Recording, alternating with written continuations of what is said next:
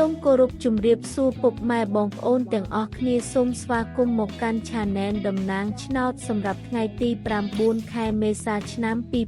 2026 Admin ក៏មានតម្រុយឆ្នោតពិសេសនិងលេខល្អៗសម្រាប់ចែកជូនពុកម៉ែបងប្អូនផ្សងសំណាងកម្សាន្តប្រចាំថ្ងៃផងដែរជាដំបូងសូមពុកម៉ែបងប្អូនជួយចុច Like និងជារូបសញ្ញាកន្ទឹងឲ្យ Admin ម្នាក់មួយផងដើម្បីនឹងទទួលបានវីដេអូថ្មីៗនៅក្នុងទូរស័ព្ទដៃពុកម៉ែបងប្អូននិងមានភាពងាយស្រួលក្នុងការតាមដាននៅតម្រុយឆ្នោតយួនជារៀងរាល់ថ្ងៃផងដែរកុំឲ្យខាតពេលពុកម៉ែបងប្អូនយូរសូមពុកម៉ែបងប្អូនចូលមកតម្រុយយើងតែម្ដងសម្រាប់លេខធំឬ3លេខ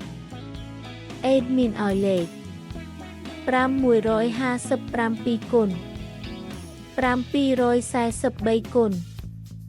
202គុណសម្រាប់លេខតូចឬ2លេខ Admin ឲ្យលេខ21 45 54រីឯលេខអូសខ្ទង់វិញ Admin ឲ្យអូសលេខ20អូសនិង40អូស